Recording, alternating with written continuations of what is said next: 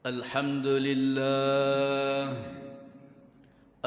لله الفتاح العليم الذي خلق الإنسان في أحسن تقويم وأشهد أن لا إله إلا الله وحده لا شريك له وأشهد أن محمدًا عبده ورسوله وعلى آله وصحبه أجمعين المنزل عليه وإنك لعلى خلق عظيم وعلى آله وأصحابه الذي أتوا ربهم بقلب سليم أما بعد فيا عباد الله اتقوا الله رب العالمين واعبدوا الله مخلصين له الدين واعبدوا الله حتى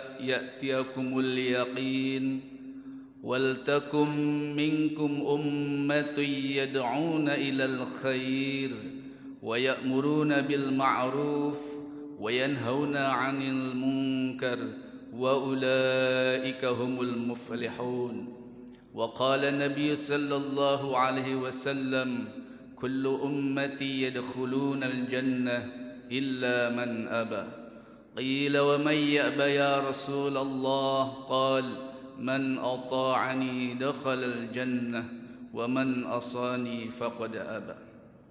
Hadirin sidang Jumat Masjid Nurul Huda yang mengharapkan ridha Allah Subhanahu wa taala. Marilah kita tingkatkan takwa kita kepada Allah Subhanahu wa taala dengan menjalankan perintah-perintahnya dan menjauhi larangan-larangannya. Karena tidak ada keuntungan yang lebih besar melebihi ketaatan kepada Allah Subhanahu wa taala dan tidak ada kerugian yang lebih besar melebihi kemaksiatan kepada Allah Subhanahu wa taala. Hadirin rahimakumullah, ketahuilah sesungguhnya hari Jumat ini adalah hari yang sangat mulia di sisi Allah Subhanahu wa taala. Di hari Jumat ini banyak sekali pelajaran-pelajaran yang agung yang diberikan oleh Allah Subhanahu wa taala kepada umat ini, sehingga umat ini tetap berjalan di jalan yang diridhoi oleh Allah Subhanahu wa taala. Seperti diceritakan dalam sebuah riwayat bahwa Allah Subhanahu wa taala menciptakan kakeknya manusia yaitu Adam alaihi salam di hari Jumat. Sehingga di hari Jumat ini kita mengingati sesungguhnya kita adalah makhluk yang mulia, keturunan yang mulia yaitu dari Adam alaihi salam. Sehingga kita ada semangat berjalan di jalannya orang-orang yang mulia, jalannya orang-orang yang diridhoi oleh Allah Subhanahu wa taala. Diceritakan dalam sebuah hadis, sesungguhnya di hari Jumat ini Allah Subhanahu wa taala akan menghancurkan dunia ini, sehingga di hari Jumat ini kita diberikan pelajaran oleh Allah Subhanahu wa taala supaya tidak tertipu dengan dunia ini, karena dunia ini adalah tipuan dan dunia ini akan hancur. Hadirin sidang Jumat rahimakumullah, di hari Jumat yang mulia ini kita diperintahkan oleh baginda Rasulullah sallallahu alaihi wasallam untuk membaca surah Al-Kahfi. Ini adalah suatu ibrah atau pelajaran dari Allah Subhanahu wa taala kepada kita semuanya lewat para nabi dan rasulnya, supaya di hari Jumat yang mulia ini kita mempunyai pikiran atau pemikiran yang khusus kepada surah Al-Kahfi. Dikatakan dalam sebuah hadis, barang siapa yang baca akhirnya surat Al-Kahfi, bila nanti datang Masihid Dajjal, maka kita tidak akan tertipu oleh Masihid Dajjal. Tetapi hadirin yang dimuliakan oleh Allah Subhanahu wa taala, sebelum kita membaca akhir dari surat Al-Kahfi, tentunya kita akan membaca dari awal surah Al-Kahfi. Maka di dalam surah Al-Kahfi dari awal hingga akhir banyak ibrah atau pelajaran-pelajaran yang penting untuk bisa menyelamatkan diri kita dari dunia yang sementara ini sampai akhirat yang abadan abada selamanya. Allah Subhanahu wa taala menceritakan di dalam surah Al-Kahfi, yaitu pemuda yang berjumlah 7 orang, sebagaimana firman Allah Subhanahu wa taala, a'udzu billahi minasyaitonir rajim, bismillahirrahmanirrahim, innahum, sesungguhnya mereka, fityatun, yaitu pemuda-pemuda, amanu birabbihim, yang beriman kepada Allah Subhanahu wa taala, kepada Tuhan mereka, wazidnahum huda, dan kami tambahkan petunjuk kepada mereka. Apa amalan-amalan pemuda tadi sehingga mereka diridhoi oleh Allah Subhanahu wa taala, sehingga cerita mereka dikisahkan di dalam Al-Quran? 7 pemuda yang terkenal dengan Ashabul Kahfi itu bertempat di tengah masyarakat yang kufur, masyarakat yang ahli maksiyah. Kemudian Allah memberikan ilham kepada mereka supaya mereka meninggalkan suasana kemaksiatan, meninggalkan rumah-rumah mereka walaupun megah, meninggalkan masyarakat yang hidup mewah, meninggalkan orang tuanya, semuanya ditinggalkan walaupun orang tua mereka adalah pejabat-pejabat tinggi di negeri atau kampung tersebut. Meninggalkan negaranya, yaitu untuk uzlah ke dalam gua, tujuannya satu, yaitu hifdzul din, hifdzul iman, untuk menjaga agama yang ada dalam diri mereka, untuk menjaga iman mereka, menyelamatkan iman mereka. Kemudian pemuda-pemuda tadi bermuzakarah iman, berbicara memikirkan agar iman mereka selamat, agar agama mereka selamat. Dan ketika mereka lapar, bila di antara mereka akan keluar mencari makan, maka temannya berwasiat, wal yatalattaf wa la yush'iranna bikum ahada, dan hendaknya dia berlaku lemah lembut, dan janganlah sekali-kali menceritakan keadaanmu kepada seorang pun. Surah Al-Kahfi ayat 19. Berhati-hatilah ketika keluar untuk mencari makan, jangan sampai ketahuan oleh orang-orang kafir, karena bila kalian ketahuan orang-orang kafir, kalian akan kembali diajak untuk kekufuran. Ini adalah pelajaran buat kita hadirin yang mulia, khususnya pemuda-pemuda Islam.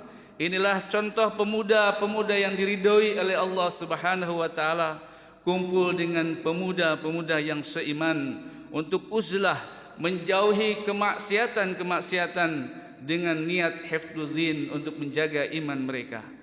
Ketika pemuda-pemuda tadi bergerak menjauhkan diri dari kemaksiatan untuk menyelamatkan agamanya, maka Allah Subhanahu wa taala menurunkan hidayahnya.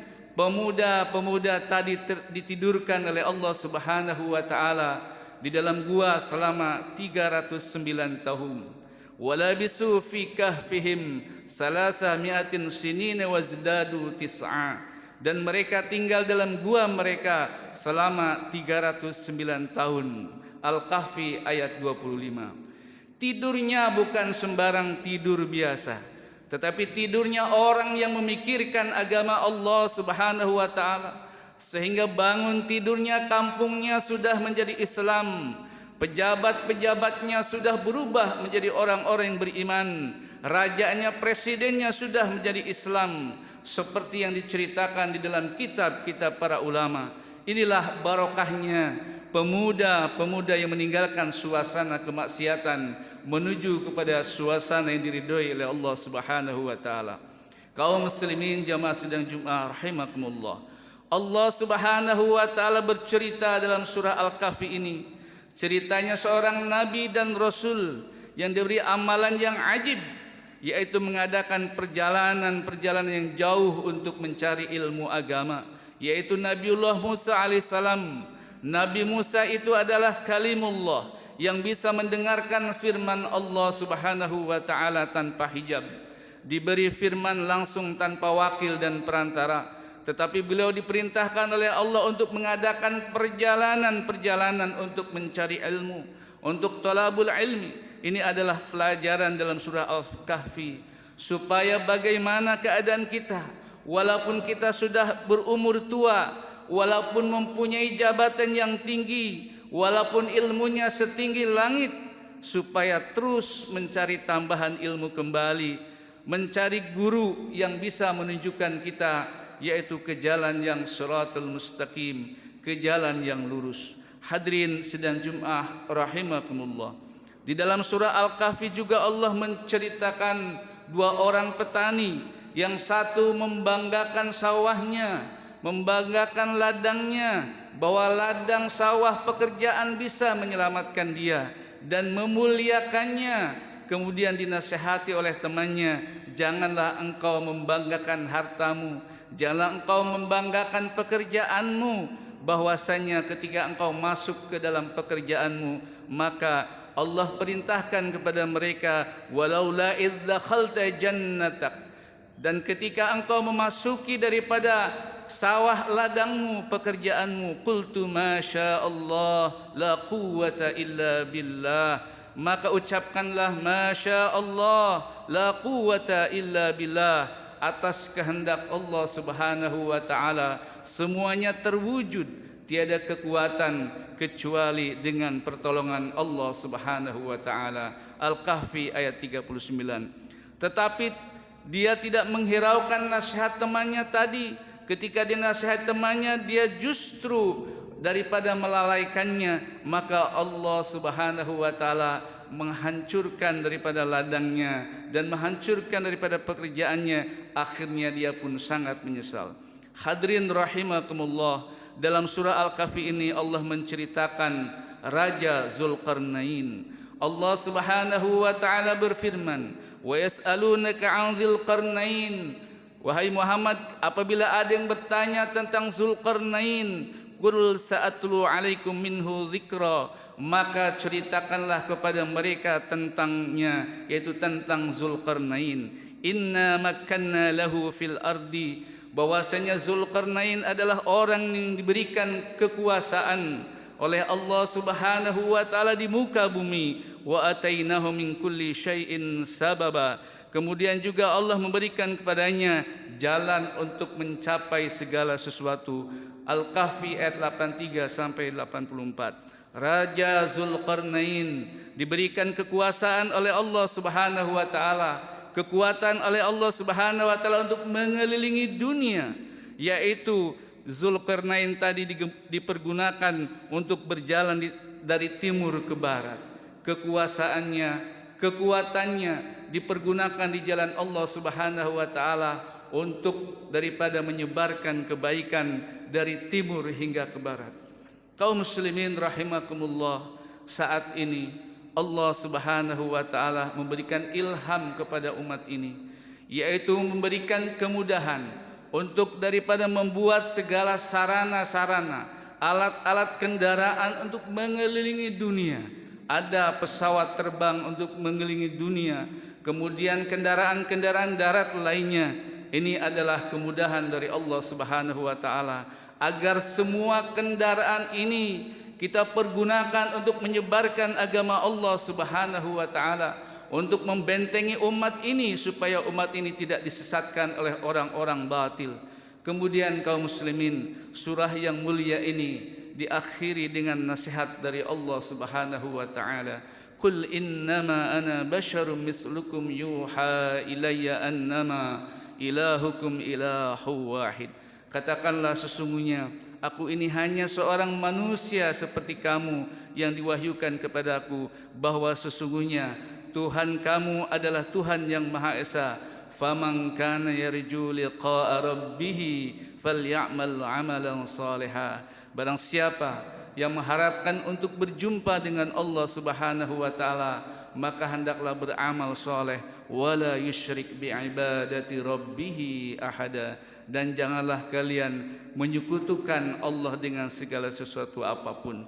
Kaum muslimin rahimakumullah, inilah pelajaran buat kita semua dari surat Al-Kahfi, dan kita diperintahkan oleh Rasulullah, disunnahkan untuk senantiasa membaca surah Al-Kahfi di hari Jumat.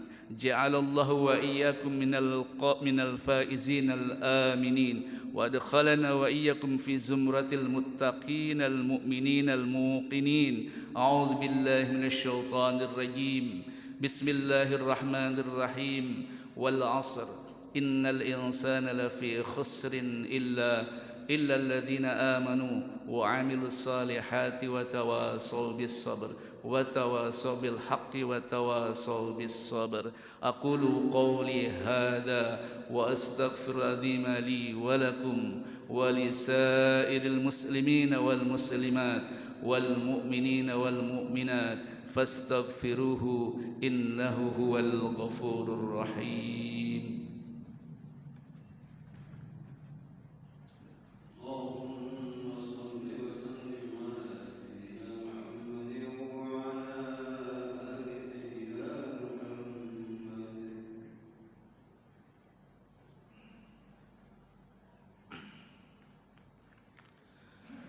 الحمد لله الذي له الملك وله الحمد وهو على كل شيء قدير. وأشهد أن لا إله إلا الله وحده لا شريك له، وأشهد أن سيدنا محمدا عبده ورسوله البشير النذير والسراج المنير.